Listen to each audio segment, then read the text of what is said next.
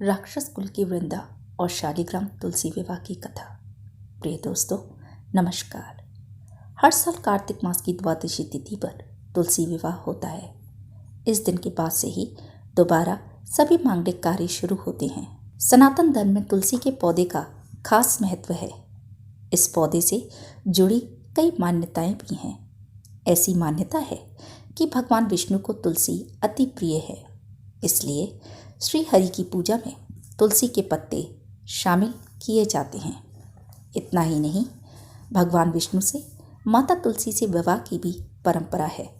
कहा जाता है कि कार्तिक महीने में भगवान विष्णु की पूजा करने के साथ अगर तुलसी पूजन किया जाए तो विशेष लाभ मिलता है। इस दिन लोग अपने घरों और मंदिरों में माता तुलसी का विवाह भगवान विष्णु के शालिग्राम रूप में करवाते हैं।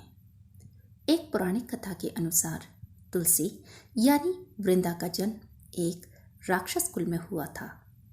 वृंदा का विवाह समुद्र मंथन से उत्पन्न हुए जालंधर नाम के राक्षस से कर दिया गया। वृंदा भगवान विष्णु की परम भक्त होने के साथ पतिव्रता स्त्री भी थी, जिसकी वजह से उसका पति जालंधर भी शक्तिशाली हो गया था। जालंधर इतना शक्तिशाली हो गया था कि किसी भी युद्ध में वह नहीं हारता था। इसके पीछे की वजह थी कि जब भी किसी युद्ध पर जालंधर जाता तो तुलसी यानी वृंदा भगवान विष्णु की पूजा करने लगती, जिसकी वजह से भगवान विष्णु उसकी सभी इच्छाएं पूर्ण करते थे। ऐसे में जालंधर के आतंक से देवता भी परेशान थे। इससे मुक्ति पाने के लिए देवताओं ने भगवान विष्णु के पास जाकर विनती की। देवताओं की बात सुनकर भगवान विष्णु ने इस समस्या का समाधान निकाला और वृंदा के सतीत्व को ही नष्ट करने की बात कही।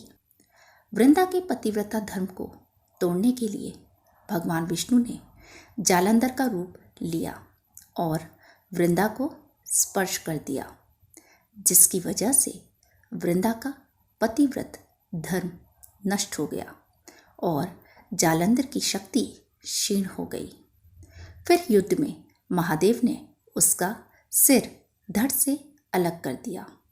जैसे ही भगवान विष्णु के छल के बारे में वृंदा को पता चला तो वह क्रोधित हो गई और फिर क्रोध में आकर वृंदा ने उन्हें पत्थर बनने का श्राप दे दिया।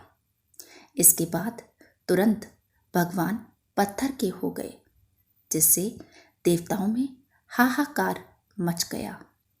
हालांकि देवताओं की प्रार्थना पर वृंदा ने अपना श्राप वापस ले लिया। श्राप वापस लेने के बाद वृंदा अपने पति का सिर लेकर सती हो गई। फिर उनकी राख से एक पौधा निकला तो भगवान विष्णु ने उस पौधे का नाम तुलसी रखा और वरदान देते हुए कहा कि मैं इस पत्थर रूप में रहूंगा, जिसे शालिग्राम के नाम से तुलसी जी के साथ ही पूजा जाएगा। मान्यता है कि भगवान विष्णु के इसी वरदान के चलते हर साल देवउठनी एकादशी पर विष्णु जी के स्वरूप शालिग्राम जी और तुलसी का विवाह कराया जाता है। ये परंपरा सदियों से चली आ रही है, जो अब तक बड़े ही धूमधाम से निभाई जाती है। जुग जुग जोड़ी बनी रहे, बना रहे अमर सुहाग, जो कोई पूजे शालिग्राम तुलसी को, उसके जागे भाग्य। प्रिय दोस्तों, यह वीडियो आपको ज्ञानवर्धक लगी हो तो वीडियो को लाइक, शेयर और चैनल को सब्सक्राइब करना न भूलें। राधे राधे।